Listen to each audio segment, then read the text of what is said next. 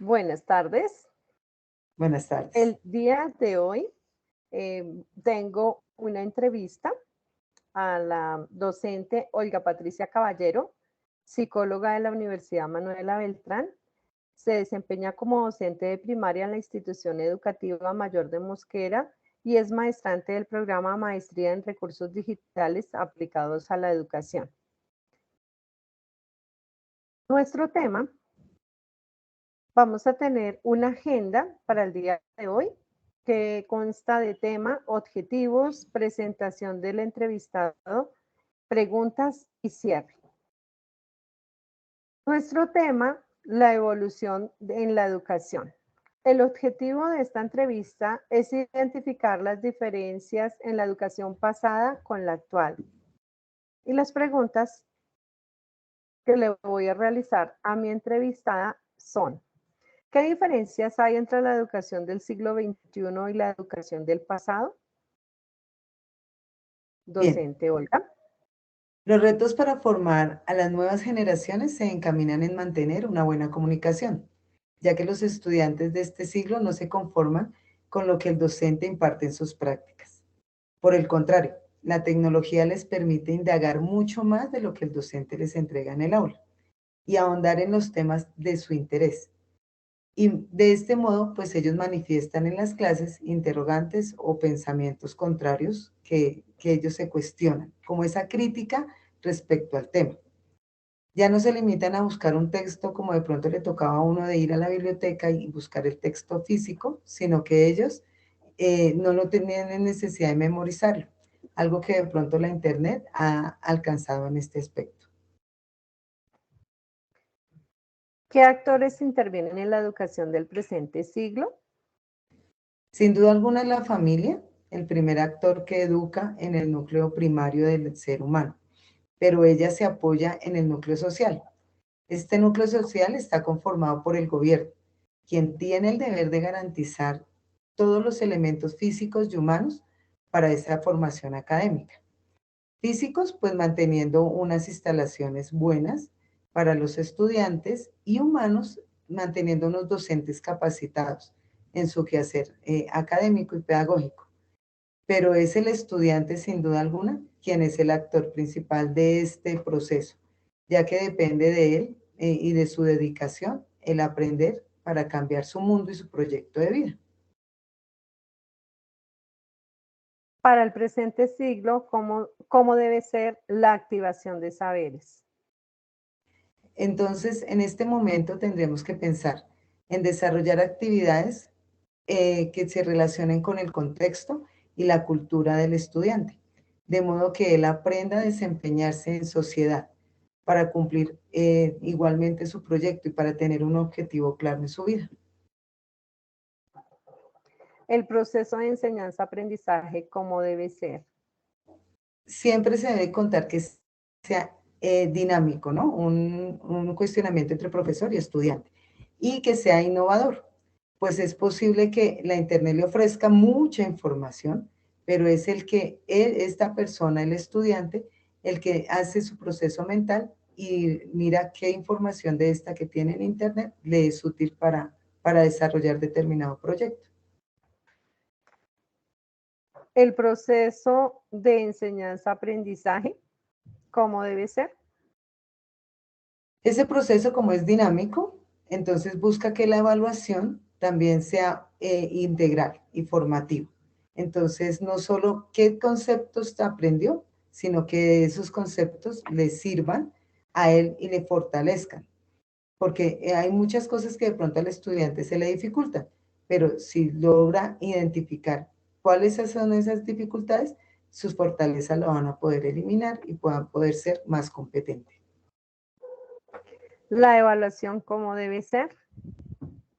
En este momento, pues ya el estudiante puede interactuar con otros compañeros y con su docente. De este modo podemos ver qué tanto aprendió y qué tanto de pronto tiene dudas. Agradecer a mi compañera por la entrevista y los aportes en la temática de la evolución pedagógica. Gracias. Bien. Ahora voy a entrevistar a la docente Sandra Castro González. Ella es tecnóloga en sistemas, egresada de la Universidad UNAM, licenciada en lenguaje y comunicación de la Universidad de Pamplona. Es especialista en administración de la informática educativa de la Universidad de Santander.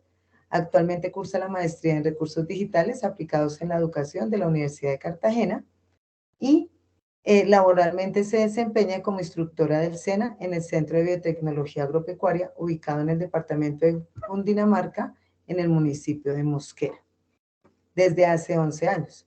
Por su experiencia y conocimiento, hoy queremos entrevistarla para saber qué concepto tiene ella sobre la educación del siglo XXI y qué cambios o qué evolución ha distinguido con relación a la educación del pasado.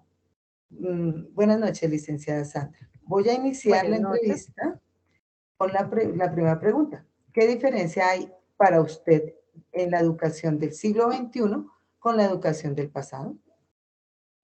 El docente tenía el rol de transmitir conocimiento, seguía programas rígidos, la enseñanza era mecánica, el estudiante tenía el rol de ser pasivo, la evaluación se basaba en resultados, se memorizaban los conceptos.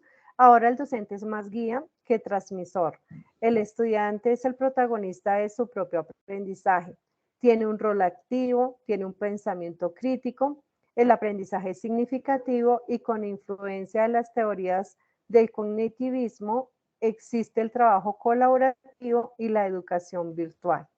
Grandes avances en nuestro siglo XXI. Muy bien, gracias. ¿Qué actores intervienen en esa educación de este siglo? Principalmente el gobierno como entidad eh, que encabeza nuestra educación. Luego tenemos la escuela, que está conformada por la parte docente, los padres de familia y su núcleo principal, que son los estudiantes, que son la razón del ser en el caso de la educación. Bien. Para el presente siglo, ¿cómo debe ser esa activación de saberes en los estudiantes? Primero se debe tener en cuenta los conocimientos previos, partir de la influencia que se tiene con el tema de la Internet, la parte del uso de las TICs en la parte de educación. Listo. Y en ese proceso de enseñanza y aprendizaje, ¿cómo debe ser ese mismo proceso? De acuerdo a los conocimientos previos con los que llega cada estudiante a nuestro ambiente de aprendizaje, la labor del docente es reforzar los conocimientos que ya tiene e impartir unos nuevos conceptos para llegar a un objetivo claro, creando unas actividades didácticas que motivan al estudiante, teniendo en cuenta dentro de su aula el uso de las tecnologías y lo que se conoce como el trabajo colaborativo. Bien, como ya vemos que la tecnología influye bastante, ¿de qué forma puede ser esa evaluación ahora? Porque ya hay un cambio desde el pasado al presente. Sí, claro. El docente en este momento tiene un reto muy importante que es ser creativo, ser innovador, utilizar las herramientas que tiene en su momento, realizar una evaluación formativa que le permita al estudiante reconocer sus avances y sus logros, desarrollar actividades que involucren el trabajo en equipo, trabajo colaborativo, la evaluación por competencias y tener en cuenta la parte socioemocional. Bien, muchísimas gracias, docente Sandra. Con esta entrevista damos a conocer que sí, la educación ha cambiado, que ha evolucionado, que nos toca integrar la tecnología a nuestras prácticas docentes y que podemos hacer de los educandos de hoy unas personas que cambien el futuro social, económico y convivencial de nuestro país. Muchas gracias. Gracias a ti, muy amable.